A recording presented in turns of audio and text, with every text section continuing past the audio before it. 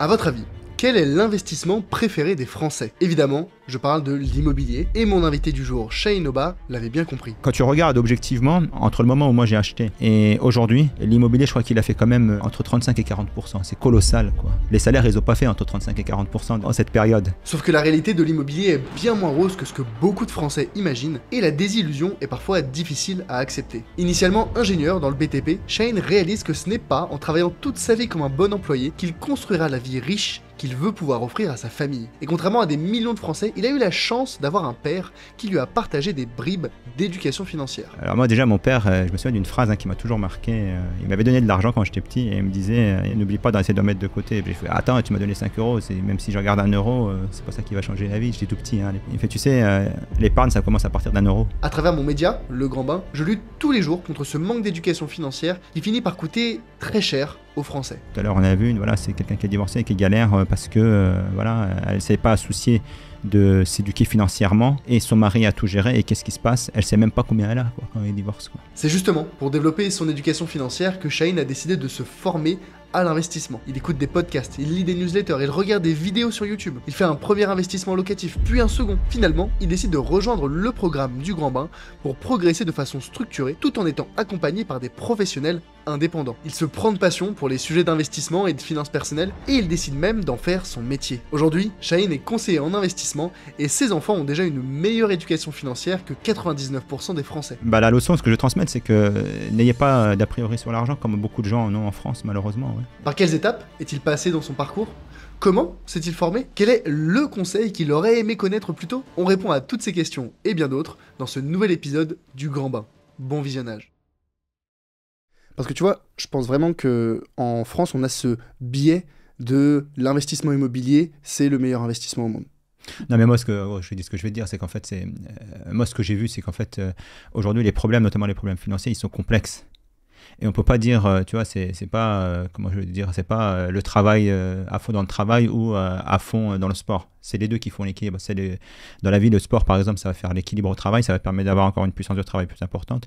Et ben c'est pareil en finance, c'est pas la bourse ou l'IMO, c'est les deux en fait. Et c'est les deux parce que chacun a une façon de fonctionner différente. La bourse, c'est un moyen d'investir l'argent qu'on a et d'aller très vite. C'est sur des rendements assez fort, c'est-à-dire que la bourse, c'est en général, si tu mets sur la S&P 500, c'est 8,5%, ça peut aller plus, ça peut aller moins, mais l'immobilier, ça te permet de faire du levier avec l'argent que tu n'as pas.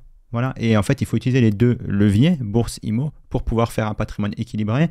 La bourse, quand il y a des crises, l'immobilier, il permet d'amortir, ouais. Et inversement quand l'IMO, comme maintenant, parce qu'il y a beaucoup de gens qui te diront oui ça va, c'est pas trop, mais si, moi non, c'est comme ça a perdu 15%, les gens vont pas te le dire, mais voilà. Et à côté la bourse elle permet aujourd'hui tu vois bien, à côté tu compenses en bourse, quoi. Et donc il faut les deux. Simplement. Ouais, c'est vrai que là, les dernières années, ça n'a pas été glorieux du tout pour l'immobilier, même dans les grandes. Mais c'est fini. T'as perdu plusieurs points, alors que la bourse. On pourra en parler si tu veux. Ouais. Mais à part 2022, en vrai, 2022. Non, mais c'est fini la bourse à la papa, là, comme j'appelle ça, c'est-à-dire la bourse telle qu'on l'a vécue les 40 dernières années de l'immobilier neuf avec des promoteurs immobiliers qui revendaient du Pinel ou tout du Robien, tout ce que tu veux, tous les ministres qu'il y a eu, c'est définitivement fini. C'est-à-dire que l'État ne va plus mettre d'argent là-dedans. C'est fini parce que c'était pas rentable. Clairement pour l'État, parce que l'État ne s'y retrouve pas. Et aujourd'hui, on va rénover l'ancien, c'est tout. Parce qu'il y a la ZAN qui rentre là-dedans, la zéro artificialisation nette, et on ne peut plus construire s'étaler. Et aujourd'hui, le rêve du pavillon, c'est fini aussi. Les gens, il y en a qui vont construire, et il va s'amenuiser petit à petit. Parce que tout simplement, ça coûte cher, c'est tout. Ça ne rentre plus dans les prix globaux de la capacité d'achat des gens. Mais alors aujourd'hui, tu as toujours, par exemple, des dispositifs comme du Denormandie, pour l'ancien. Tu as toujours des dispositifs comme du Denormandie pour l'ancien. Est-ce que les gens y vont? Je ne suis pas sûr. C'est-à-dire qu'aujourd'hui, alors moi ça me surprend parce qu'on a des taux à 4%, enfin un peu moins maintenant, 3,5%, même un peu, ils disent que ça va retomber vers 3%, c'est pas sûr avec tout le marasme politique qu'il y a. Mais en fait, la question qui se pose, c'est est-ce que vraiment, en fait, c'est intéressant, quoi. C'est tout. C'est ça qu'il faut regarder, en fait. C'est-à-dire qu'il faut regarder les chiffres. Et c'est pas parce qu'un dispositif existe que les gens y vont. Après, moi, ce qui me surprend en France, c'est qu'on a des taux de 3,5, mais c'est rien du tout, quoi. Je veux dire, en Angleterre, je crois que c'est plus. Aux États-Unis, c'est plus. Et surtout qu'en France, on a des taux non variables, donc ils sont fixes. C'est fixe, c'est surtout ça la grosse différence. d'expérience. Et à partir de là, les gens, en fait, je suis assez surpris parce que les gens, ils y vont pas, en fait. Mais je veux dire, tu achètes ton taux à 3,5, bah, tu attends qu'il retombe à 2,5 et tu le rachètes. On dit qu'il faut à peu près 1 point de taux pour réacheter, pour que ce soit rentable, pour que ce soit à peu près rentable pour le renégocier. Oui. Parce que ça, tu le dis, et c'est un point fondamental qu'on oublie rapidement en France, c'est ce sujet des taux fixes versus les taux variables.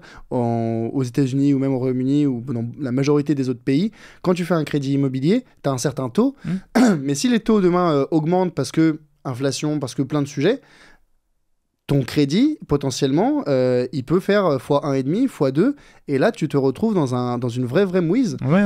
Et que les investisseurs particuliers en France ne se rendent pas compte que quand tu as un taux, même à 3, 3,5, 4, peu importe, mais qu'il est fixe, c'est le, entre guillemets, maximum que tu vas payer. Alors que si jamais demain les taux baissent, bah, tu peux renégocier ton prêt. Mais du coup, bon, là, on s'est un petit peu, je pense, jeté dans le grand bain, et c'est très bien. Toi, quand tu t'es lancé en immobilier, à l'époque, déjà, c'était quand? Et quelle était la motivation initiale? Est-ce que c'était juste développer le patrimoine immobilier? C'était générer des revenus complémentaires à court terme, à long terme? Est-ce que c'était te loger tes enfants? Quel était l'objectif? Alors, notre premier investissement immobilier avec mon épouse, donc ça s'est fait en 2007. Alors, à l'époque, j'étais près d'Angers.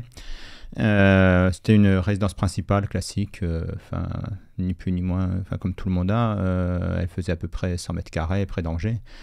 Et quel était l'objectif? L'objectif, c'était d'investir au plus vite. Pourquoi? D'investir au plus vite pour éviter de donner des loyers. Donc, c'est-à-dire que l'idée, c'était de ne pas payer de loyer parce qu'il y avait peut-être la croyance en 2007 que l'idée, c'était de se dire, en fait, on ne paye pas de loyer, comme ça, l'argent qu'on met, il est pour nous, en fait. Tu sais, un loyer, c'est le donne à quelqu'un, mais on va dire, le crédit, l'épargne que tu as, que tu payes, entre guillemets, il est pour un bien que tu possèdes. Et en fait, l'idée, c'était ça. Mais bon, on a acheté très vite avec mon épouse, tu vois. Moi, j'étais diplômé en 2005, 2007, on achetait déjà. On avait aussi cette croyance qu'il fallait acheter vite, plutôt t'achètes, mieux c'est. Alors moi, je suis d'origine turque. En Turquie, l'immobilier, c'est très important. Tout le monde achète, quoi. Y a pas de... Voilà, et en France aussi. En France aussi, donc donc forcément, quand tu cumules les deux, ça fait que j'ai acheté très vite.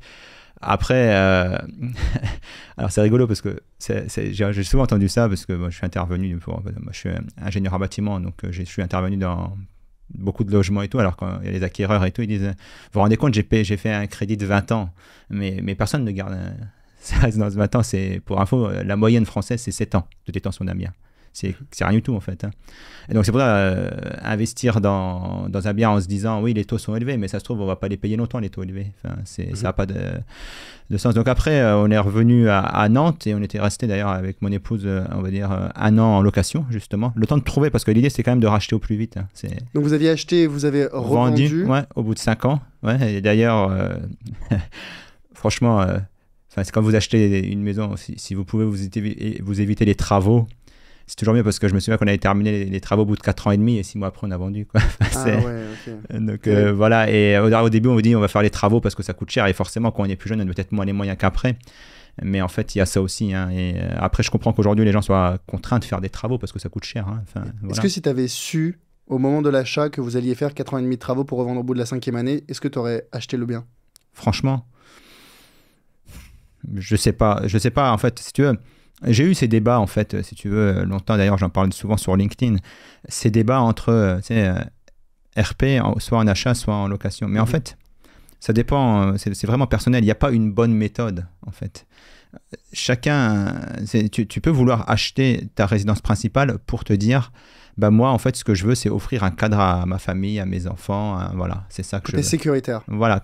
Mais tu peux aussi te dire, moi, non, j'achète pas. Après, je pars en location. Mais après, je comprends forcément quand ça dépend t'es où aussi. Si tu es en région parisienne, oui, acheter, ça coûte beaucoup plus cher que moi où j'habitais à l'époque à Angers et à Nantes. Et d'autant plus aujourd'hui. Parce que c'est encore... Non, je veux dire, quand tu regardes objectivement, en fait... je crois que j'avais regardé rapidement, entre le moment où moi j'ai acheté, mon premier achat, et aujourd'hui, l'immobilier, je crois qu'il a fait quand même entre 35 et 40%. C'est colossal, quoi. Les salaires, ils n'ont pas fait entre 35 et 40% en cette période. Donc voilà, d'ailleurs, c'est une de mes vidéos qui a très bien marché sur LinkedIn, où on voit les salaires versus l'immobilier, quoi. Enfin, voilà, il n'y a pas photo. Néanmoins... Donc pour toi, est-ce que ça veut dire que c'était plus facile d'accéder à l'immobilier en 2007 qu'aujourd'hui? Oui, mais bien évidemment. Et ça sera de plus en plus difficile d'accéder à l'immobilier. Et c'est pour ça que je reste persuadé que l'immobilier comme on l'a connu, ça ne va plus exister. C'est-à-dire, ça va devenir tellement cher. Acheter des biens à 110%, enfin financer des biens à 110% et trouver ça un petit peu partout. Parce que en fait, moi, j'ai vraiment cette image, tu vois, de ces peut-être 5-10 dernières années où les particuliers entendaient absolument parler de... Vous pouvez trouver un bien, de la rentabilité à 7-10% brut, et le mettre en location facilement. Vous faites financer à 110%. En fait, l'immobilier, c'est facile, c'est accessible et c'est rentable. Et donc, j'ai le sentiment que les particuliers ont cette image de l'immobilier comme étant quelque chose de facile, accessible. Tu sors pas un sou de ta poche, tu fais du levier et en plus, tu as du cash flow positif tous les mois. Mais que la réalité est bien différente quand j'échange avec des investisseurs actuels. Beaucoup sont déçus, que ce soit des rendements, que ce soit des complications de la gestion locative, des galères de vacances locatives, des locataires qui présentent des soucis.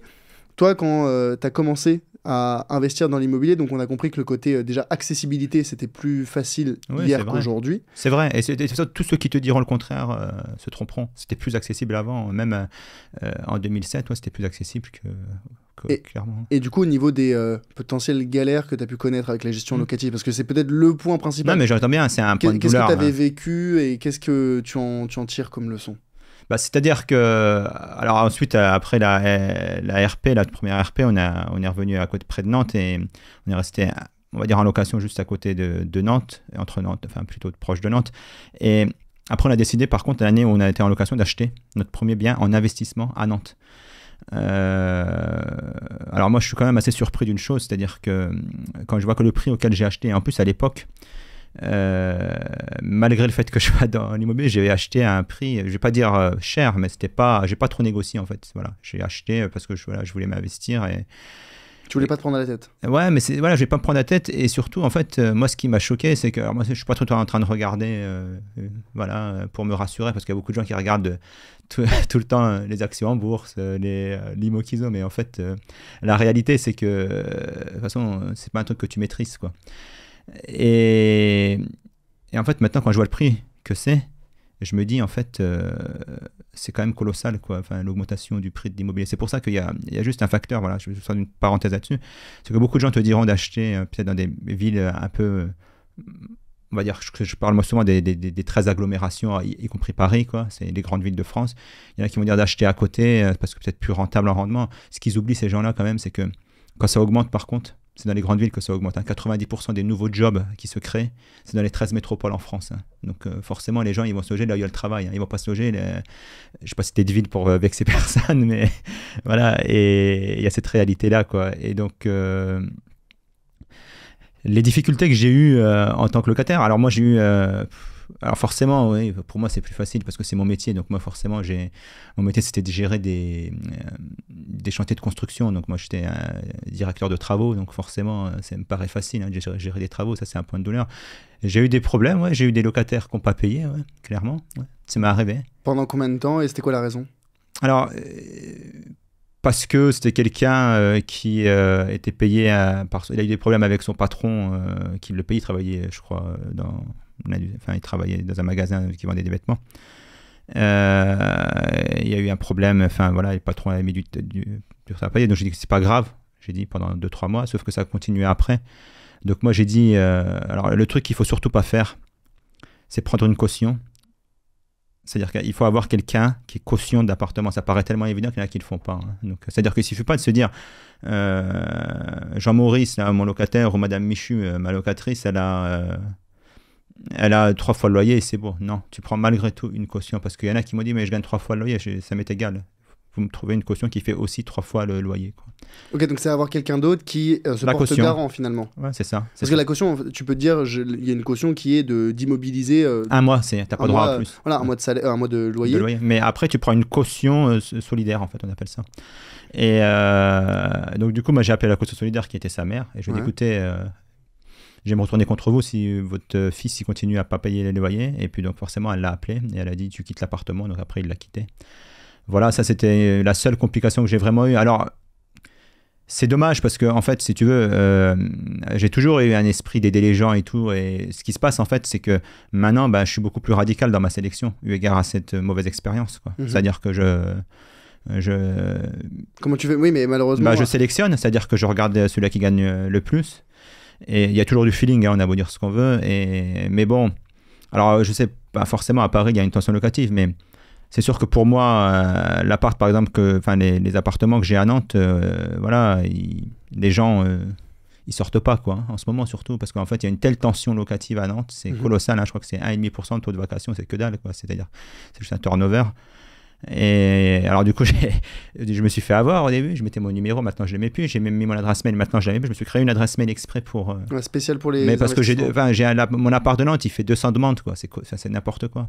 C'est-à-dire, alors moi, les gens disent c'est bien, mais non, c'est pas bien, parce qu'à un moment, dans un pays où on veut que l'économie tourne, il faut quand même que, parce que je suis pas juste, on va dire, fait de l'immobilier pour, voilà, j'ai une conscience collective, quoi, et dans un pays où on veut que l'économie tourne, il faut pouvoir loger les gens. C'est pas normal qu'on puisse pas loger les gens à ce point-là, quoi. C'est pas normal qu'on reçoive 200 demandes pour un appartement locatif. Alors le problème, il vient d'où selon toi?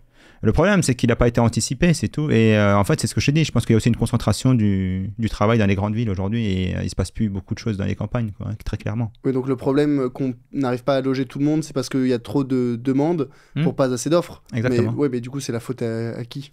Pour moi, c'est la faute à un manque de, on va dire, de prévision de l'État. C'est-à-dire gouverner, c'est prévoir, c'est pas juste. Et donc ils auraient dû faire quoi? Ils auraient dû construire du logement en plus, c'est tout. Et pour construire du logement en plus, Jean-Marc Jancovici, il en parle très bien. Hein. Par exemple, il estime lui qu'il manque 300 000 personnes, y compris avec tous les gens qui y a aujourd'hui, hein, pour faire la transition énergétique des logements.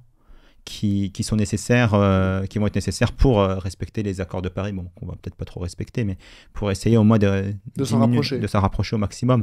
Et ces 300 000 personnes qui manquent, oui, il a raison, il dit oui, mais moi j'entends pas la pub à la télé et tout. Oui, le bâtiment souffre d'une mauvaise réputation parce que c'est des métiers difficiles et tout. Et donc en fait, c'est comme je disais tout à l'heure, c'est-à-dire que les problèmes ils sont complexes, c'est-à-dire que ok, le gouvernement, ou je sais pas, les pouvoirs publics, ils doivent mettre en place des programmes pour la construction. Bon, ils l'ont fait à travers des aides pour les promoteurs immobiliers qui, selon moi, ne fonctionnent pas suffisamment ou ont mal fonctionné. Pourquoi? Parce que ça suffit pas. Ça suffit pas de dire, de dire aux gens, je vous donne de l'argent et vous allez prendre, entre guillemets, tu vois bien, les dispositifs Pinel, t'es rémunéré à hauteur de 2% tous les ans par rapport au prix d'achat et tu peux aller jusqu'à 21% et avant plus. Mais en fait, ça suffit pas parce qu'en fait, après, le prix, le promoteur, lui, il connaît ça. Donc, il gonfle son prix facticement. Donc, c'est pas sûr que ce soit rentable, quoi. Après, voilà, c'est très important de comprendre ça. Et maintenant, il faut construire du logement social, beaucoup, parce que peu de gens peuvent se loger. Après, depuis 2017, on a eu un président qui aimait vraiment pas l'immobilier. Ça, c'est clair. Donc, il a vraiment bloqué de cas de fer, lui. Enfin, c'était sa hantise, quoi. On voit bien. Vraiment, il l'a dit dès le début. Il a laissé tout. Il a enlevé l'impôt sur la fortune. Il a laissé l'impôt sur la fortune immobilière. Donc, c'est quelqu'un. Enfin, il aime pas.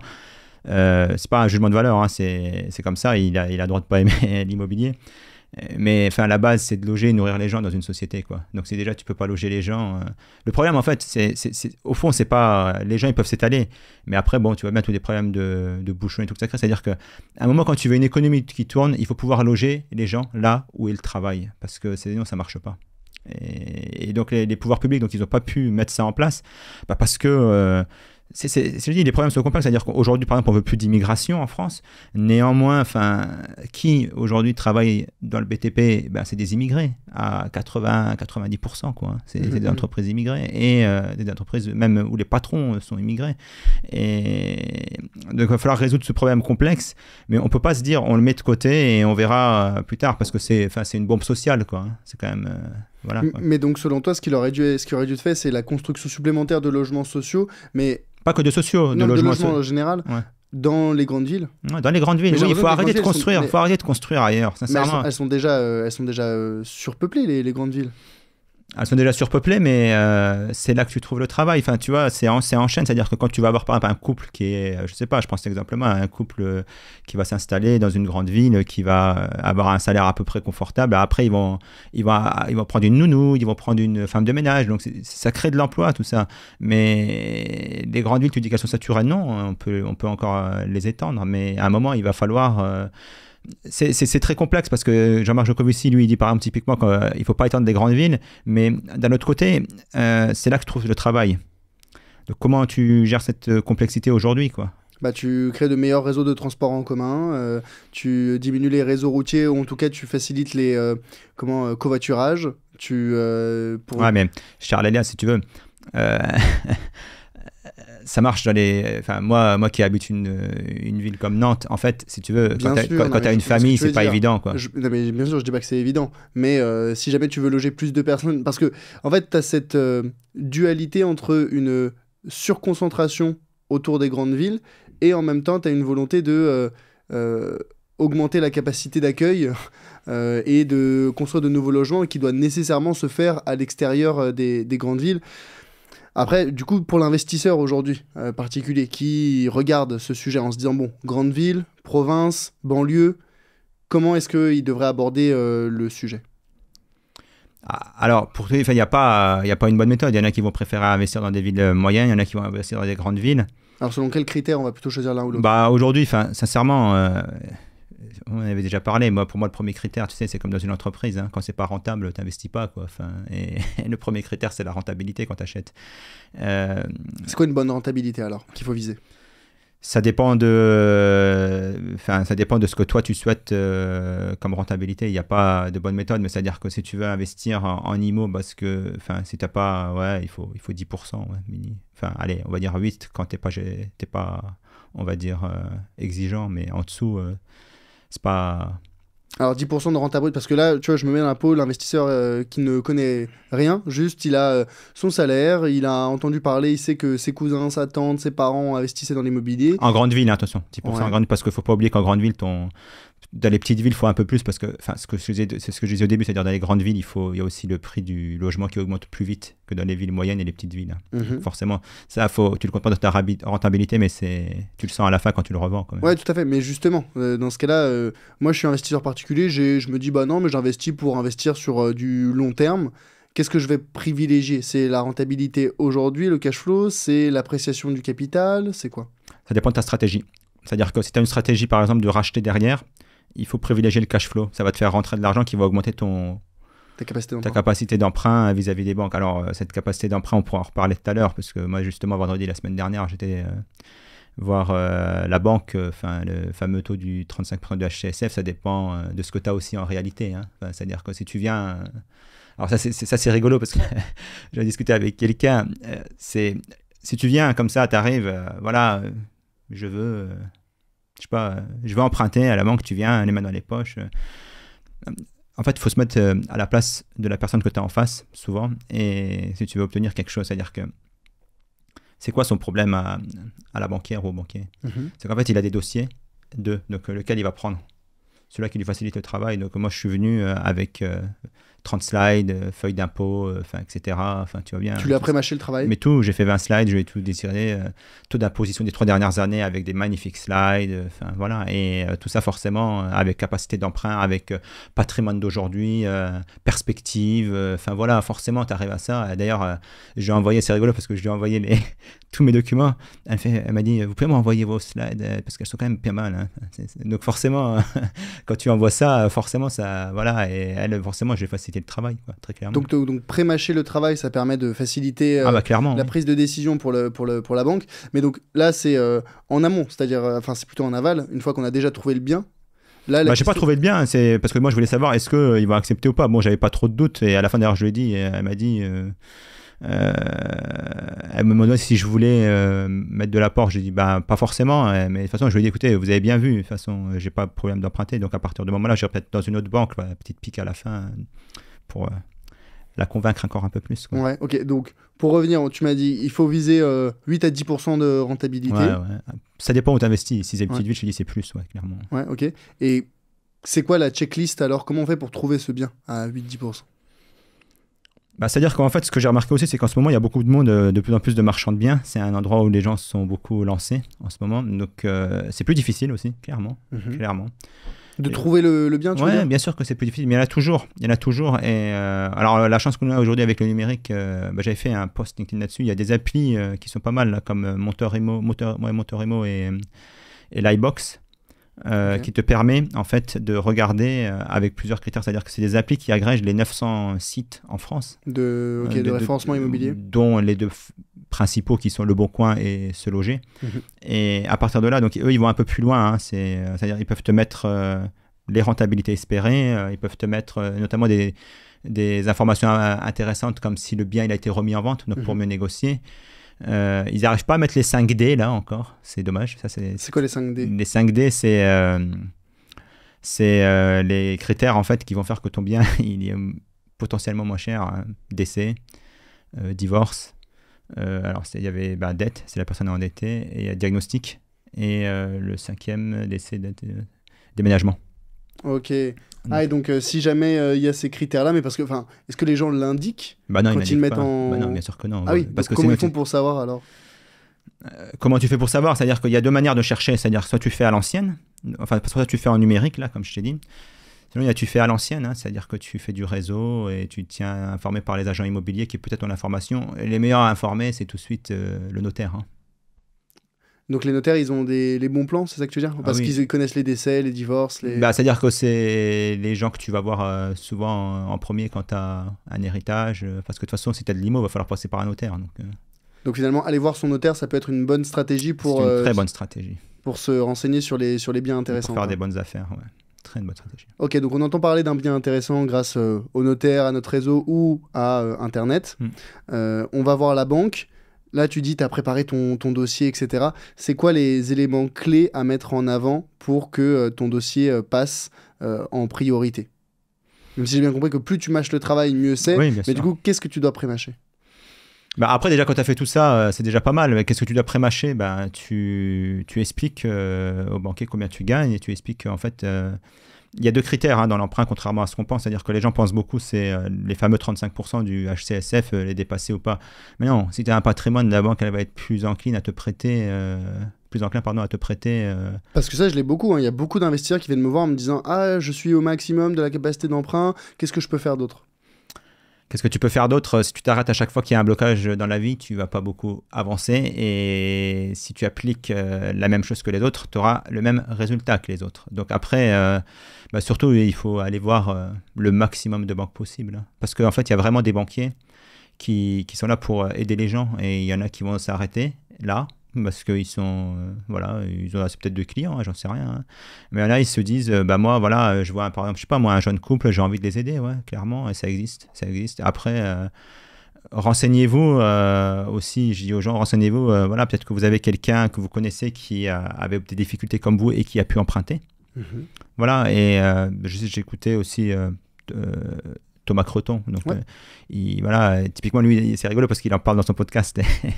Il dit il cherche une résidence principale et tout. Et il a eu le contact de quelqu'un sur son podcast qui lui a envoyé un contact et il est passé par cette banquière-là. Tu vois, donc c'est des trucs... oui, on apprend beaucoup dans les podcasts. Il ne faut pas se limiter on va dire, aux premières réponses de banquiers qu'on peut avoir. Non, parce qu'il y en a, moi j'ai appris qu'il y en a, ils ont été jusqu'à 10 banquiers. Et le 10e, il a dit oui, quoi. Donc, c'est comme quand tu fais une recherche d'emploi. Si tu arrêtes au premier qui te dit non, oui, c'est sûr. Tu vas pas aller loin. C'était quoi peut-être les erreurs que tu as pu faire dans tes investissements immobiliers et que, sans regretter, mais regardes avec un regard aujourd'hui où tu te dis « Ah, aujourd'hui, je ne referai pas cette erreur ». C'est-à-dire que on est tous déformés par notre culture, par nos croyances et nos biais, initialement. Et alors, moi, je dis souvent aux gens, d'ailleurs, ça fait rire les gens, mais parce que, voilà, tu vois, je me lance dans le métier du conseil en investissement financier. Et si votre conseiller dit qu'il n'a jamais fait d'erreur, partez, quoi. Parce que s'il n'a jamais fait d'erreur, c'est qu'il n'a pas fait grand-chose. Et non, j'ai fait des erreurs au début, c'est-à-dire que, voilà, tu vois, j'ai voulu rembourser vite. Je me suis dit, allez, 15 ans. Remboursement anticipé, tu veux dire? Non, j'ai fait un crédit très court. Voilà, il faut rembourser au plus vite, comme ça, 15 ans après, je suis tranquille. Voilà, mais non, en fait, c'est exactement ce qu'il ne faut pas faire. C'est-à-dire, il vaut mieux emprunter sur la plus longue période pour générer du cash flow. Voilà. Pour minimiser quand tu empruntes sur plus longtemps, du coup, ton remboursement de prêt mensuel, il est plus faible. Exactement. Donc, tu améliores ton cash flow. Exactement. Donc, ça permet de réinvestir, de réemprunter. Oui, basiquement, en fait, c'est parce que tu n'as pas que les frais du crédit, tu as les frais des impôts, etc., et quelques frais sûrement de syndic, et un peu d'autres frais de réparation, d'entretien. Mais basiquement, si on réfléchit, il faut que ton crédit soit inférieur à tes loyers, plus quelques coûts, quoi. Enfin, voilà, quoi. Et donc, et à partir de là, tu peux générer du cash flow. Attention, parce que juste une chose très importante quand tu investis, c'est pas parce que tu as du cash flow positif que ton bien est rentable. Et inversement, c'est pas parce que ton bien est rentable que tu as du cash flow positif. Typiquement, moi, j'avais un bien rentable au début, mais j'avais pas de cash flow. Au contraire, j'en laissais parce que moi, ma croyance, c'est qu'il fallait rembourser au plus vite. Mais non, il faut pousser au plus loin pour faire du cash flow et réinvestir ce cash flow dans d'autres emprunts, en fait. Voilà. Alors, comment tu définis être rentable? Comment tu différencies être rentable et avoir du cash flow?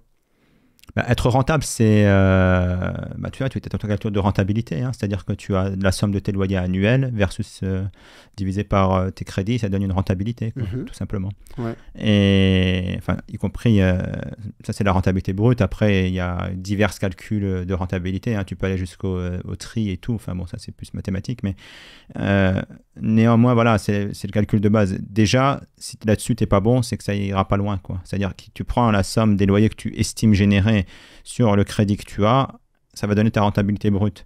Le cash flow, c'est un truc qui te permet de générer on va dire, du cash. C'est-à-dire que tu vas avoir, je sais pas moi, basiquement, on va partir sur un crédit à 500 € par mois et tu vas générer 600 € de loyer, tu vas avoir 100 € de cash flow mensuel. Ouais. Voilà. Mais ça ne veut pas dire que tu as acheté un bien rentable. Parce que ces 500 € de crédit, c'est toi qui décides en fait, s'ils sont sur 10, 15, 20, 30, enfin 30 ils ne prêtent pas, mais c'est un peu plus. En général, c'est compliqué avec les banques d'aller au-dessus de 20, mais sur l'investissement, il y en a qui le font, hein, mais voilà, donc ça c'est toi qui décides. Donc si ton mensualité elle est 500 ou 600, c'est toi qui décides. C'est pour ça que je dis, il faut le plus possible, on va dire, repousser le crédit dans les mensualités pour pouvoir ensuite générer du cash flow, parce qu'en fait, en réalité, tu ne vas pas le garder, ton bien, très probablement. Je dis, c'est 7 ans, hein, la durée de détention d'un bien en France, donc la moyenne. Donc, tu vois bien que les gens, ils ne le gardent pas, ils le revendent parce que, tac, ça prend un coup. Et tu sais, c'est un peu comme en bourse, quoi. Hein, quand tu as fait X%, tu te dis, tiens, je revends pour récupérer ma mise, quoi. Mais là, j'ai pas bien compris les différences entre si jamais tu as un cash flow positif, tu n'as pas forcément un bien rentable. Mais en partant du postulat que tu loues le bien, on va dire, supposer pas de vacances locatives, même si ça n'existe pas. Si jamais tu as un cash flow positif, ton bien est rentable. C'est-à-dire que tu peux par exemple avoir une rentabilité négative, c'est-à-dire que après, comment t'expliquer, il faut être... oui, tu veux dire tu repousses, mais c'est-à-dire tu peux acheter cher au début en fait. Je n'arrive pas à m'expliquer, mais c'est-à-dire que il faut regarder la rentabilité. En général, on dit soit entre 15 et 20 ans en réel, hein, parce qu'au-dessus, après, c'est pas... Non, mais si jamais sur un mois, je suis rentable, c'est-à-dire j'ai plus de rentrées que de sorties, d'accord, et que je fais ça pendant tous les mois pendant 20 ans, à la fin j'ai plus de... Bien évidemment, tu as plus, mais aujourd'hui tu as investi de l'argent que si tu avais mis par exemple en bourse, ce serait beaucoup plus... tu vois ce que je veux dire? C'est pas parce que... Voilà, je suis d'accord, mais c'est pas pour autant que c'est pas rentable, ça peut être moins rentable qu'autre chose. Oui, mais enfin il faut être rentable le plus vite possible quand même. Oui, bien sûr, mais donc, donc si j'ai bien compris, le cash flow, s'il est positif... tu as un bien rentable, potentiellement moins rentable qu'ailleurs. Oui, on va pas dire rentable. Tu as un bien qui est à cash flow, qui n'est pas forcément rentable, qui peut... Parce que dans quel cas tu as un cash flow positif et un bien pas rentable? Tu peux donner un exemple? Je sais pas, tu prends un bien... en fait, de toute façon, c'est simple pour savoir si ton bien est rentable. Tu regardes la moyenne des prix du marché. Donc, aujourd'hui, ce que tu veux prendre en tu compte, prends un c'est mètre aussi... carré, c'est-à-dire que D'accord. là, tu vois, je suis en train d'essayer de regarder pour acheter un immeuble. Si tu dépasses dans ton bien le prix d'achat, y compris travaux, hein, parce que moi je vais faire des travaux pour justement faire une rentabilité un peu plus importante, parce que c'est un domaine que je maîtrise forcément. Et ben à partir de là, si tu dépasses, je sais pas, moi je crois que j'avais regardé, à Nantes on est à 3600 € du mètre carré. Oui, en fait, Voilà, ce que quoi. tu veux dire, c'est par rapport au prix du mètre carré. Si Oui. jamais le prix...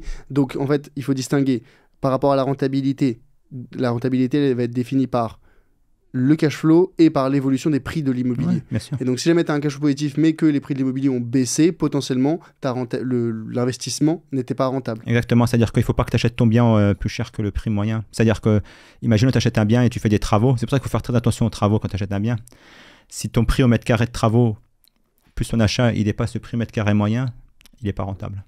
Ok. Parce qu'en fait, tout se passe à l'achat, contrairement à ce qu'on pense. C'est pas à la vente que tu fais du bénéfice, c'est à l'achat. Et donc, c'est quoi tes conseils alors dans ce cas-là pour, à l'achat, pour acheter au bon prix? Oser.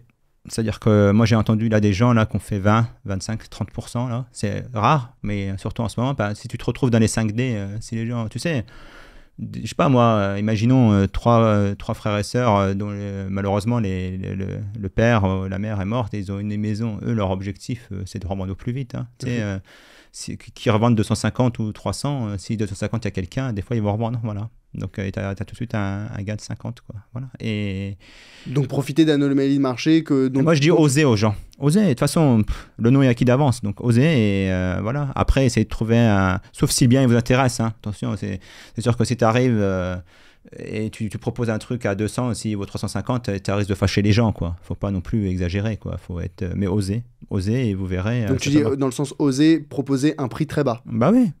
Tu peux aller à 25-30% en dessous. Et puis au pire, ça peut marcher. Moi maintenant, je pense qu'il y a encore un an, ça pouvait bien marcher. Moi maintenant, parce que les taux ils baissent. Donc il y a comme une réinversion du marché.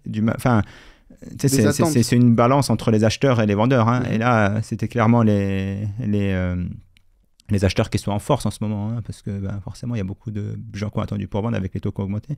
Mais on voit un rééquilibrage quand les taux baissent, forcément, comme ce qui se passe maintenant, quoi. Oui, complètement. Et au niveau de la gestion en tant que telle, on peut gérer par soi-même ou on peut déléguer la gestion? Bien sûr. Dans quel cas est-ce que tu conseilles l'un ou l'autre? Et quel est le coût réel de déléguer la gestion d'un bien immobilier? Ça dépend des... En fait, tu vas gérer un syndic, ça va dépendre de ce que tu laisses. Mais moi, en fait, je connais pas par cœur, mais tu peux... je vais pas dire de bêtises, hein, c'est pas jusqu'à 8-12%, ça dépend. Alors moi, je gère en direct.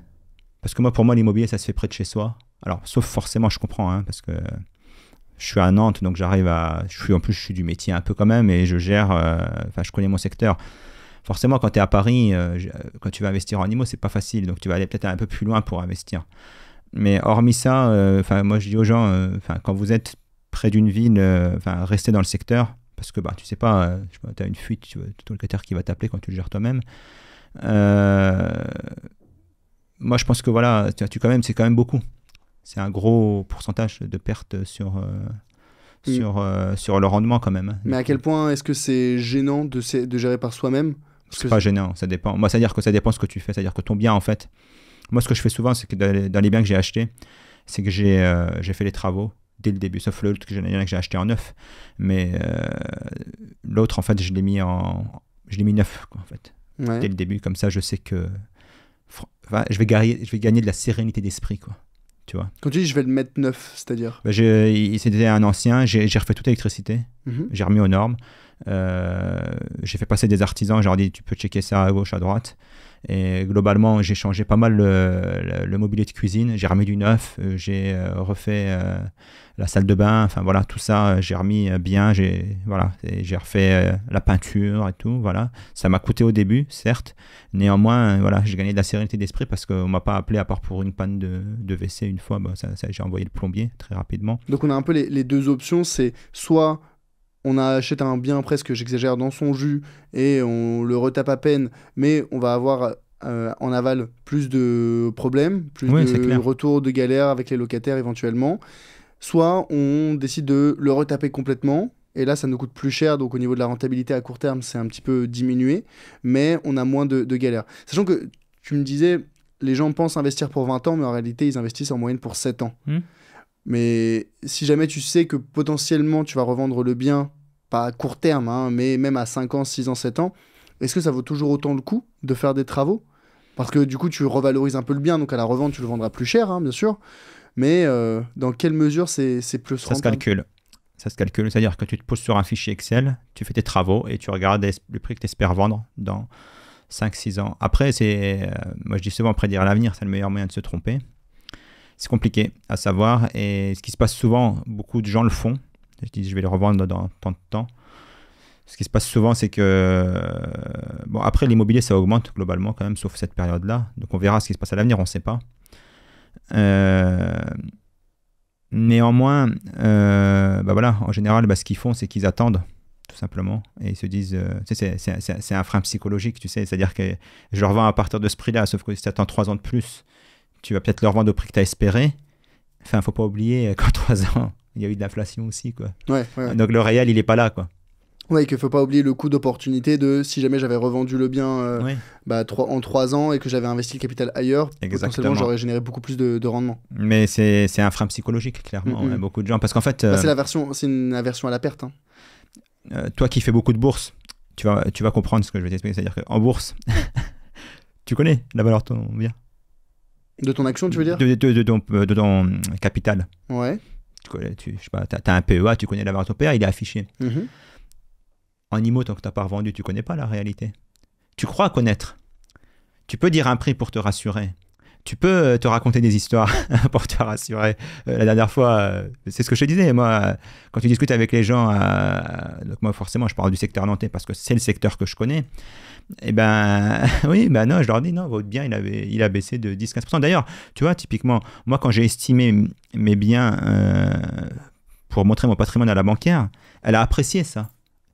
C'est-à-dire que je lui ai montré la réalité des faits. Je lui ai dit, voyez, j'ai baissé de 10-15%. Elle fait, c'est bien parce qu'en fait, il y en a quand ils arrivent, ils me montrent ça. Ils surestiment, quoi, en fait. Et voilà. Donc, il faut être honnête avec soi-même. Il ne faut pas se raconter d'histoire. Les prix ont baissé. Voilà. Alors, tu as toujours Jean-Maurice, Madame Michu qui va te dire, oui, mais j'ai pas vendu. Oui, tu n'as pas vendu, mais estime et sois objectif dans la valeur du bien que tu as aujourd'hui. Parce que 10-15% de baisse, c'est comme en bourse, hein. Il ne faut pas faire 10-15% en plus, tu vas bien, il faut faire encore plus pour pouvoir que ça réaugmente, quoi. Et il faut que les gens ils arrêtent de se raconter d'histoires. Les prix de l'immobilier, il a baissé, voilà. Et moins que les gens avaient peut-être espéré par rapport au fait que y a quand même un gros crack, quoi. Enfin, c'est quand même, les taux de permis de construire, etc. Ils étaient assez diminués. Mais voilà, il faut être honnête, quoi. Et c'est le gros avantage de la bourse là-dessus. C'est-à-dire que tu peux pas te raconter d'histoire. Ouais, la valorisation, elle se fait en temps réel, c'est coté. Tu peux voir à tout moment combien vaut ton PEA ou tes actions ou tes ETF. Dans l'immobilier, tu n'as pas ça. Et donc, tu peux plus facilement te bercer d'illusions sur la valeur de ton bien. Oui, il y en a beaucoup. Et du coup, comment on peut faire? Dans ce cas-là, je suis un investisseur particulier, j'ai un bien, je voudrais l'évaluer sans le vendre. Comment je fais? Je fais passer un agent immobilier? Ouais, exactement. Tu n'en fais passer pas un, tu en fais passer 2. Comme ça, parce que... Alors, si tu veux le faire évaluer, essaye de lui dire que tu le vends parce qu'il ne va pas passer comme ça. Voilà. Et après, c'est pas grave si tu ne le vends pas, mais essaye de ne pas passer 2 pour avoir un prix. Voilà. Tu peux faire sur le bon coin un peu estimé, mais c'est assez compliqué. Tu as le site DVF qui évalue... le site DVF, c'est un site en fait, qui répertorie toutes les ventes, sauf qu'ils ont 6 mois de retard. Donc, ah oui. Ouais, 6 mois, c'est un peu juste, mais c'est pas non plus. Non, c'est sûr. D'ailleurs, c'est intéressant de voir à combien maintenant tes voisins ont vendu et tout. Ouais, ça fait une rétrospective en fait, sur l'état du marché. Exactement, et c'est assez intéressant. Sinon, l'idéal pour estimer un bien, c'est d'essayer d'aller voir aussi la réalité chez les notaires, parce qu'ils sont en temps réel quand ils vendent. Donc tu leur dis à peu près. Vous n'avez pas vendu une maison, parce qu'en général, les notaires, ils vendent à peu près, sauf dans les grosses villes, mais dans leur coin. Et tu lui dis, tu as vendu à combien à peu près les biens équivalents, tu estimes. C'est toujours bien de connaître un notaire. Ouais, j'allais dire, le notaire, c'est le meilleur ami de l'investisseur. Exactement. Surtout dans l'IMO, et puis même pour les mariages et tout. Tu sais, par exemple, les gens qui sont pacsés, qui ne font pas de... Contrat de mariage, testament... de toute façon, tu connais, hein, tu as dû en voir des gens qui étaient pacsés et qui n'avaient aucun... Ouais, j'avais reçu Olivier Ponneau exactement. dans le podcast. Ouais, il en parlait bien, lui. Ouais. On a pu en parler. toutes ces connaissances sur l'immobilier, cette expérience que tu as aujourd'hui, comment tu t'étais formé initialement? D'où viennent tes connaissances, ou en tout cas quand tu t'es lancé, quelles étaient un peu tes références et tes sources de connaissances? Bah alors, moi, je suis ingénieur en bâtiment, donc forcément, je pars pas de rien, quoi. Euh, Après, il y a Julien de la Grand'Anne, je sais pas si tu connais, un mec bien. En plus, il a étudié à Nantes, donc ça m'a fait rire. Donc, une fois, donc, on a échangé sur LinkedIn à l'époque. Il a fait un livre qui s'appelle, je crois, de mémoire, l'investissement immobilier locatif intelligent, je crois, de mémoire. Ouais, c'est ça. Ou un truc dans le genre. Et il explique. La copie de l'investisseur intelligent de Benjamin Graham, mais version immobilier, quoi. Ouais, exactement. Mais tu vois qu'il a en fait. Il a quand même une sacrée expérience. Alors c'est rigolo parce qu'en plus il a une histoire assez intéressante. Donc il a fait Centrale Nantes, je sais pas quoi. Alors, alors lui il a voulu avoir ça dans l'immobilier parce que tu sais il a pas cherché le statut, quoi. Parce que tu sais quand tu fais des écoles d'ingénieurs comme ça, il cherche le statut des grandes entreprises et tout. Et aujourd'hui voilà, je crois qu'il a un peu plus de 40 ans, il est libre financièrement. Il a une vingtaine de biens, pas plus. Il a aussi investi, tu vois. Il a aussi investi dans la bourse, à peu près pour moitié en bourse, moitié en... Bon équilibre. Ouais, alors lui, un peu ce qui est intéressant, c'est qu'il fait dans l'IMO, il fait des stratégies différentes. C'est-à-dire, il fait, on va dire à peu près un tiers LMNP, un tiers NU, un tiers, je sais plus quoi. C'était super intéressant. Courte durée peut-être. Ouais, c'est-à-dire, il était passé dans le podcast de Thomas Coton, il expliquait ça, c'est super intéressant. Et donc, il y a son livre qui est vraiment puissant, quoi. Bon, donc, c'était ce livre-là que ouais, j'ai lu, c'est le premier truc que j'ai lu, ouais, et ça m'a bien permis de bien comprendre comment il fallait faire. Le premier critère, c'est l'emplacement. Voilà, point. C'est-à-dire vraiment, si tu veux pas de vacances. Parce qu'en fait, tu peux faire tous les calculs que tu veux.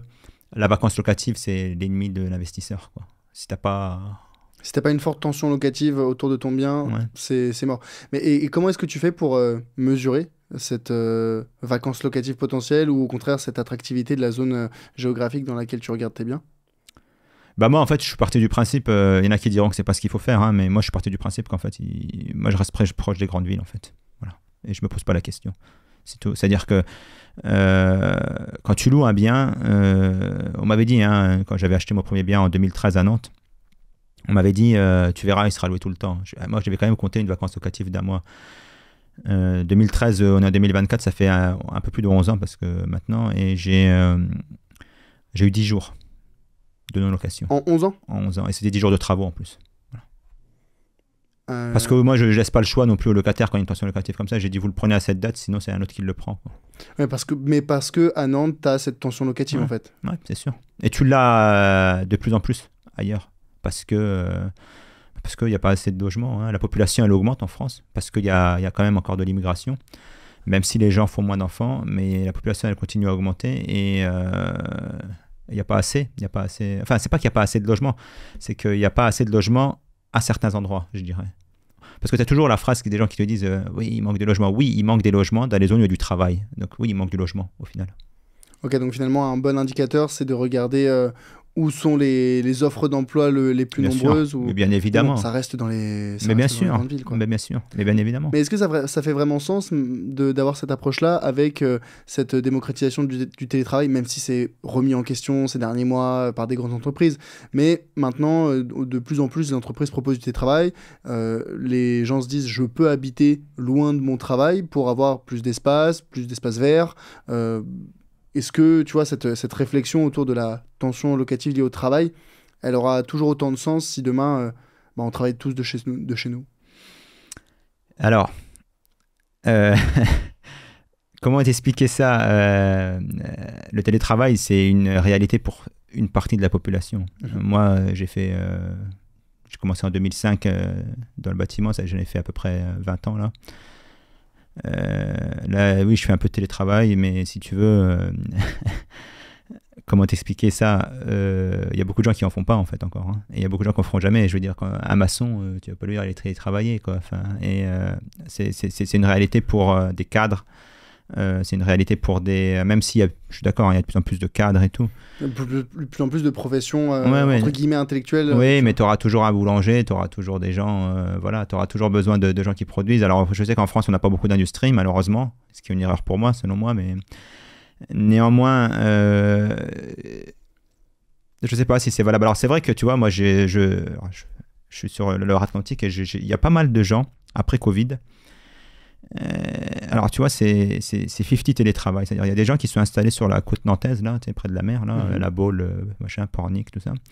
Et c'est des gens en fait qui ont des postes assez bien payés en région parisienne et qui vont en fait travailler 3 jours et qui refont le retour 2 jours à la Baule ou ailleurs, quoi. Donc, en fait, ils font 2 jours de télétravail et 3 jours de travail sur place. Ils ont on va dire un petit appartement en région parisienne où ils dorment, quoi. Et je sais pas si avec le télétravail, est-ce qu'on va pouvoir s'installer au fin fond de la Creuse et venir travailler un peu à distance. Je sais pas. Moi, je pense que ça va être plutôt dans les endroits où il y a justement c'est desservi. Et où est bien desservi les grandes villes. Donc on en revient toujours à privilégier les grandes villes et là où il y a le travail actuellement. Et même si demain on a potentiellement des façons de travailler qui changent, les fondamentaux du besoin de concentrer les populations dans les grandes villes restera le même. Et ça va au-delà de ça, je veux dire, tu as toutes les opportunités, tout se passe dans les grandes villes, quoi. Je suis désolé, hein, c'est pour les gens qui écouteront le podcast et qui se diront, mais qu'est-ce qu'ils racontent? C'est bien aussi la campagne, oui, moi aussi. Non mais la gentrification, c'est un fait, je veux dire, ça fait des décennies. Oui, mais si tu veux, faut pas, je suis tout à fait d'accord avec toi, c'est-à-dire qu'il faut pas nier le réel, quoi. Tu peux croire tout ce que tu veux, tu peux espérer tout ce que tu veux, mais le réel, et si tu arrêtes de te raconter des histoires, les opportunités dans une vie, elles se trouvent dans une grande ville. J'ai grandi dans une ville pas terrible, pour pas dire autre chose, hein, où je suis né, et je vois, tu vois, j'ai des enfants, et aujourd'hui, voilà, je veux leur donner cette opportunité d'être près d'une grande ville pour voir le monde, et tu grandis pas pareil près d'une grande ville et près d'une petite ville, et tu peux avoir plus de, c'est un mot à la mode, mais tu as plus de sérendipité près des grandes villes, quoi, hein. Tu vas avoir plus d'opportunités qui vont t'arriver, c'est sûr que c'est une réalité. T'en parles de tes enfants justement, c'est un sujet pour toi très important, l'éducation financière et notamment ce que tu vas leur transmettre. Toi, t'es né avec une certaine notion de l'éducation financière, peut-être un petit peu légère, mais en tout cas que tu as pu étoffer avec les années, avec l'expérience. Aujourd'hui, quels sont peut-être les principes fondamentaux que tu veux absolument ou que tu as déjà peut-être transmis à tes enfants au sujet de l'éducation financière? Alors, comment dire? Alors moi, tu sais, je ne suis pas que français, je suis turc et français, donc déjà alors c'est assez bizarre, hein, parce que si tu veux, on n'a vraiment pas la même approche en Turquie et en France du rapport à l'argent. Et alors moi déjà, mon père, je me souviens d'une phrase, hein, qui m'a toujours marqué. Il m'avait donné de l'argent quand j'étais petit et il me disait, n'oublie pas d'essayer de mettre de côté. Et j'ai fait, attends, tu m'as donné 5 euros, même si je regarde 1 euro, c'est pas ça qui va changer la vie. J'étais tout petit, hein, à l'époque, je devais avoir 10 ans. Et il me fait, tu sais, l'épargne, ça commence à partir d'1 euro. Voilà, c'est ce qu'il m'a dit. Donc c'est une phrase qui m'est bien restée dans la tête. Et je pense qu'il avait bien raison. Et alors, autant mon père est quelqu'un de très, très bon, finalement, parce qu'en fait, il a été ouvrier toute sa vie.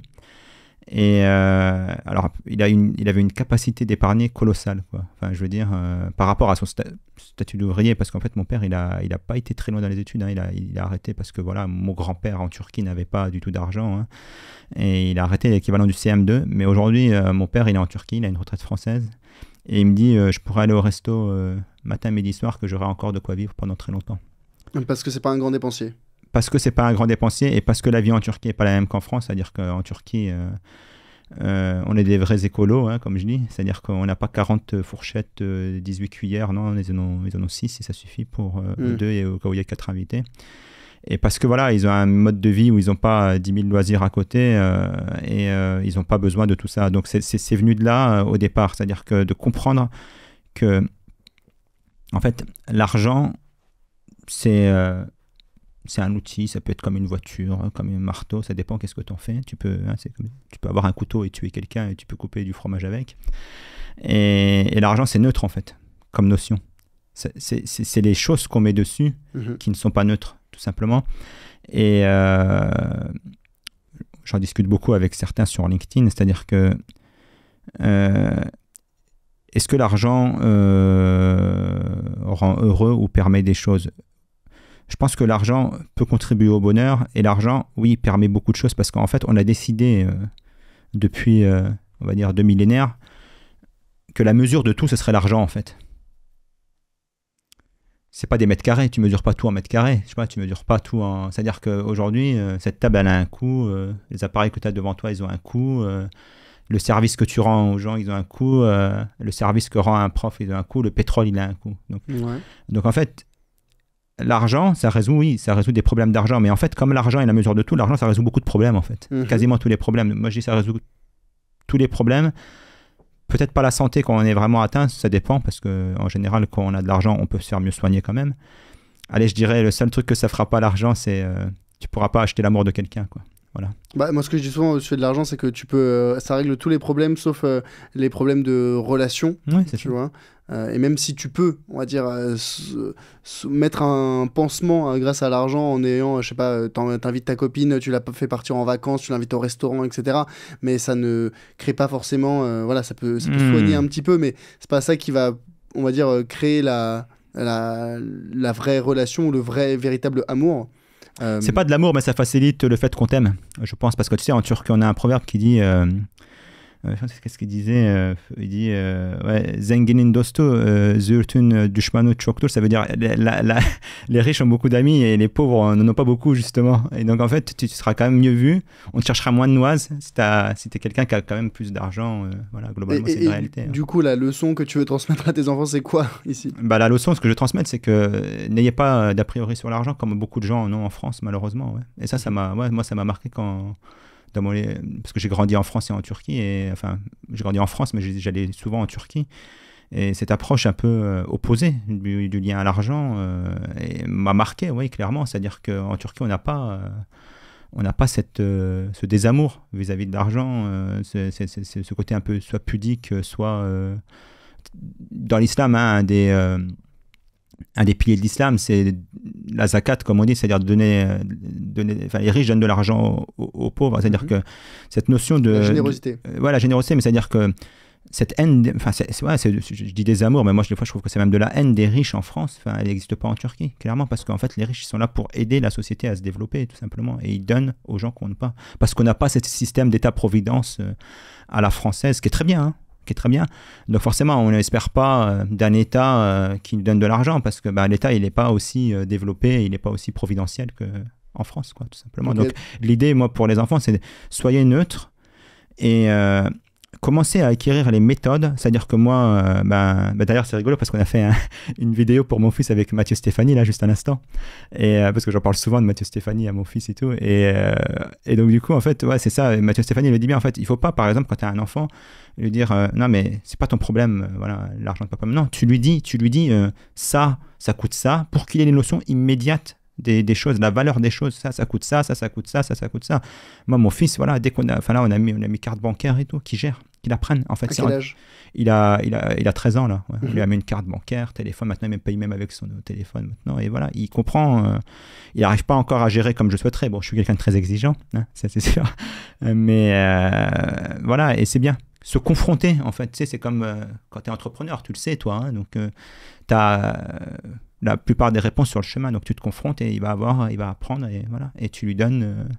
tu le confrontes à l'argent et tu comprends et tu lui expliques je lui expliquer les intérêts composés aussi. Voilà. Et il a bien compris. Ça, c'est très important. Je lui ai expliqué aussi la différence entre la bourse et l'immobilier. La bourse, tu mets l'argent que tu as. L'IMO, tu peux faire effet de levier. Tu mets l'argent de la banque. Tu mets l'argent de la banque et l'effet de levier, je lui ai expliqué. Donc, ok, les gens ils diront c'est jeune, machin. Non, je pense pas que c'est jeune, en fait. À partir du moment où tu estimes qu'il a la capacité de comprendre, tu vas, tu lui expliques. En fait, il faut le plus tôt possible lui mettre ces notions, parce que je pense que réellement, la vie, elle sera pas binaire. C'est-à-dire, il y aura pas... tu sais, tu parles beaucoup dans tes podcasts de la manière dont tu as travaillé au début.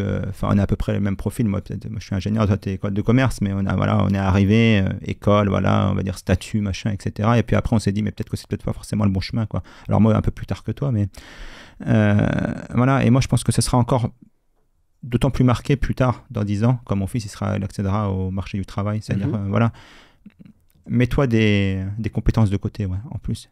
Voilà, c'est pour ça que je veux dire ça. Alors juste, j'insiste sur une petite chose.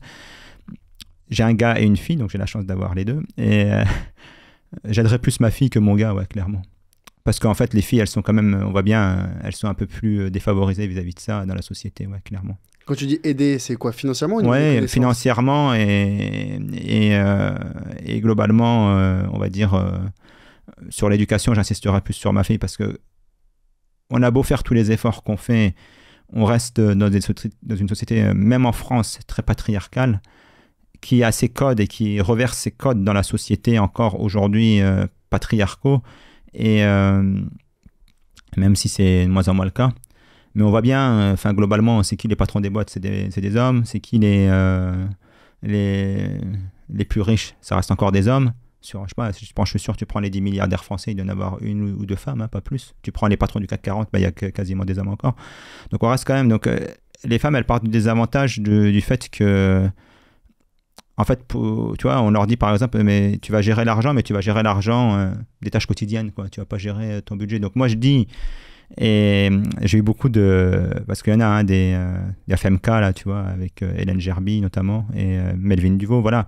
J'en ai discuté avec Melvin une fois et en fait je dis voilà, moi je dis, j'ai ma nièce par exemple qui est partie travailler, je fais soit indépendante financièrement le plus tôt possible quand tu es une femme, vraiment. Alors quand tu es un homme c'est vrai aussi, mais quand tu es une femme c'est un peu plus vrai parce que tu vois, les gens que je vais accompagner là, tout à l'heure on a vu une, voilà, c'est quelqu'un qui est divorcé et qui galère parce que voilà, elle ne s'est pas soucier de s'éduquer financièrement et son mari a tout géré et qu'est-ce qui se passe? Elle ne sait même pas combien elle a quoi, quand elle divorce, quoi. Oui, donc finalement, le sujet de la priorité pour les femmes de s'éduquer financièrement vient de, notamment, potentiellement, une dépendance à leur mari. Mais c'est toujours le cas, c'est toujours le cas. Les gens, ils ont beau dire que c'est pas, c'est le cas encore. Ouais, donc il y a pas une priorité, mais encore plus peut-être besoin pour les femmes de développer leur éducation financière pour gagner cette autonomie et cette indépendance. Toi, comment est-ce que tu avais démarré ton parcours de découverte de l'éducation financière et de formation, et notamment quand tu as peut-être... comment est-ce que tu avais entendu parler du grand bain et comment est-ce que toi, tu es un peu plongé dans cet écosystème?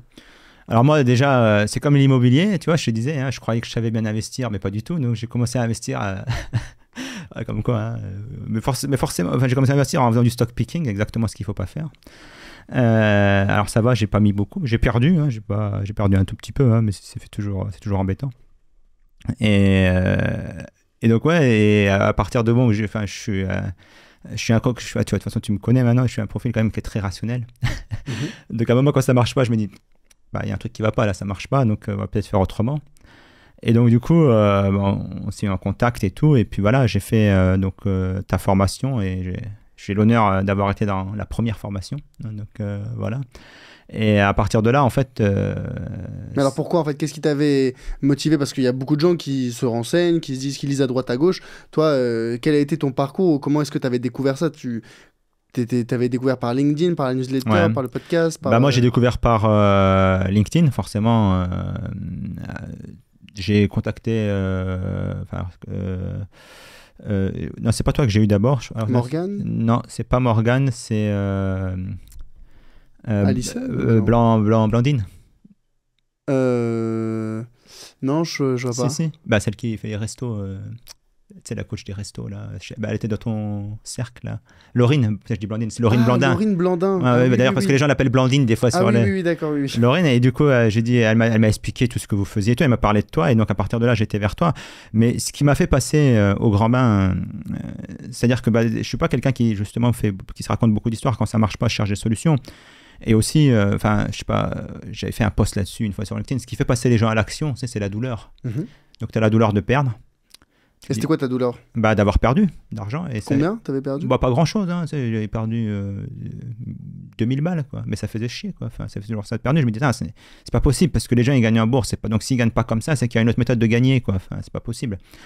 Et surtout que c'est sans prendre en compte le coût d'opportunité parce que tu as perdu l'argent, enfin tu avais perdu ces 2000 €, mais le coût d'opportunité, si tu avais bien investi c'est sûr. Cette somme-là, c'est encore plus.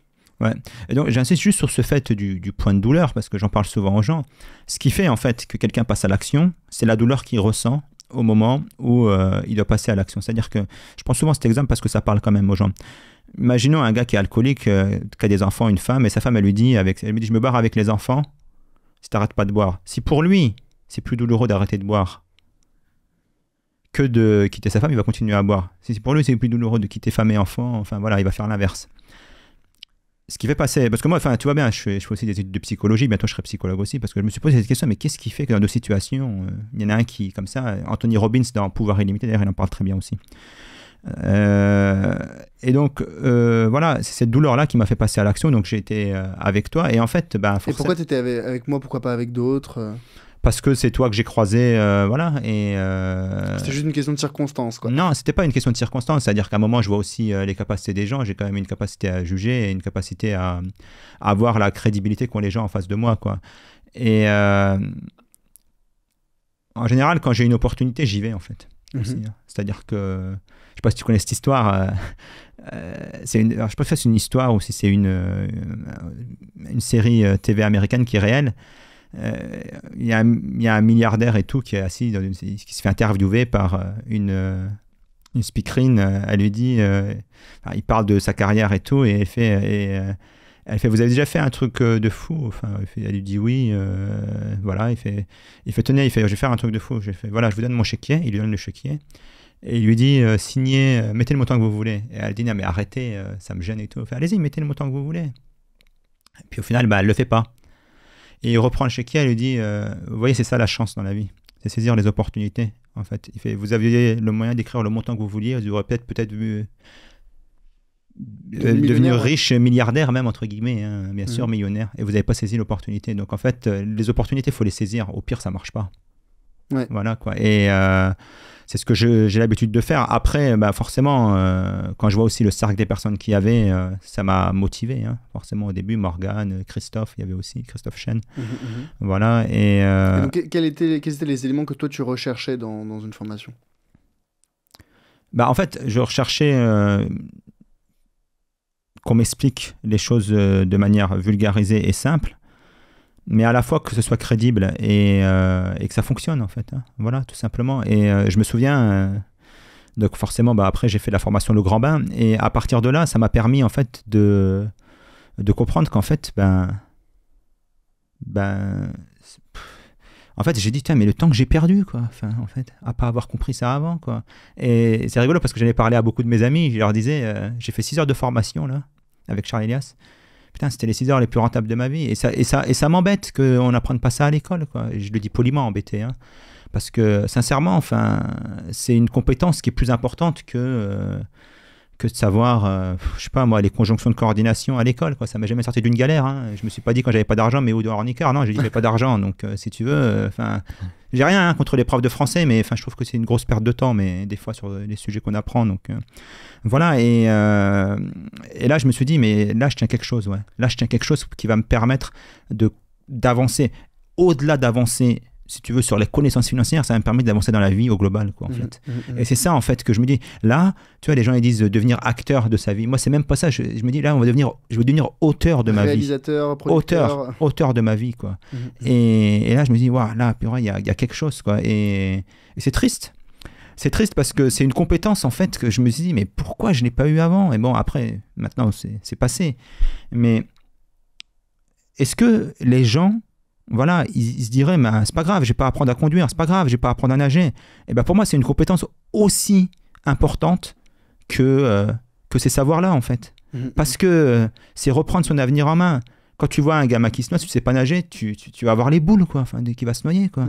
Et là, quand tu vas avoir cette compétence, tu vas te dire, là, maintenant, je prends en main mon avenir, et j'ai cette capacité, mes finances, mon argent, mon épargne, d'en faire quelque chose et de ne pas le laisser entre les mains d'une banque qui ne fait pas, en fait, son travail de conseil, mais qui fait un travail d'appropriation de l'argent, des liquidités que posent les gens dans la banque. Parce que c'est ça, ils s'approprient l'argent sans dire aux gens, voilà, vous pouvez faire, je sais pas, un PEA en S&P 500 ou machin. C'est basique, hein, on peut faire encore... des choses plein différentes, c'est ce que je dis, mais voilà, et ça, ils te le diront jamais. Est-ce que tu as vu un banquier qui t'a dit, tiens, investis dans un PEA, un S&P 500? Non, tu n'en verras jamais.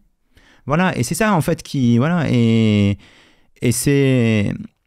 Alors moi, tu sais, j'ai mon côté ingénieur, en fait, qui me fait dire les choses très factuelles. Et le mec qui a investi en 2002 jusqu'en 2020, s'il avait 100 000 euros de cash au départ, j'avais regardé 8,5%, je crois qu'il se retrouvait quasiment à plus de 2 millions, quoi.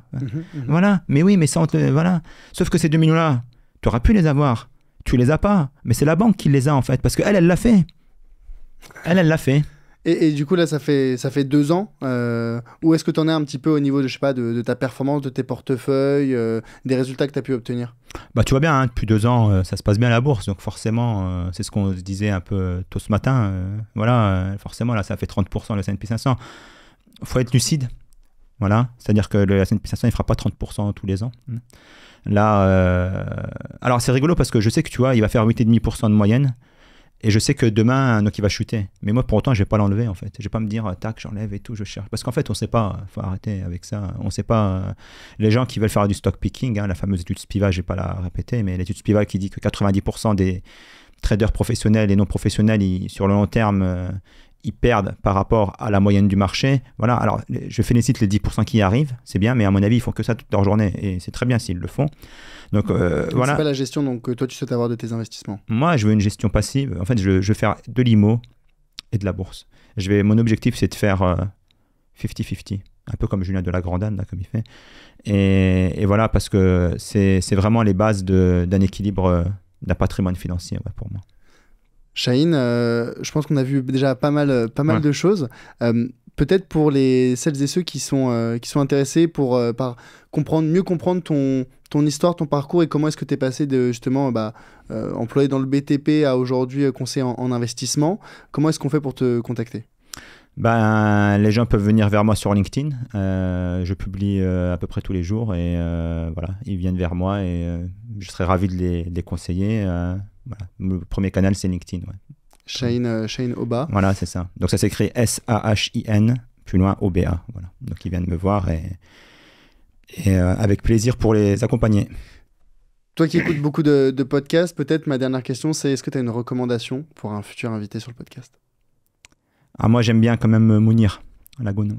Que j'ai déjà reçu, Ouais, mais que je vais peut-être recevoir à nouveau. Ouais, début 2025. j'aime bien parce que c'est quand même, je trouve son parcours assez brillant et je trouve sa manière de faire les choses qui est très clairvoyante et ouais, Mounir, j'aime beaucoup, vraiment. Et bah peut-être qu'un prochain épisode est déjà prévu avec Mounir, mais on n'en dit pas plus. D'accord. Un grand merci pour merci à toi. pour ton partage d'expérience, Chahine, et à très bientôt. Merci, c'était un plaisir. Merci beaucoup.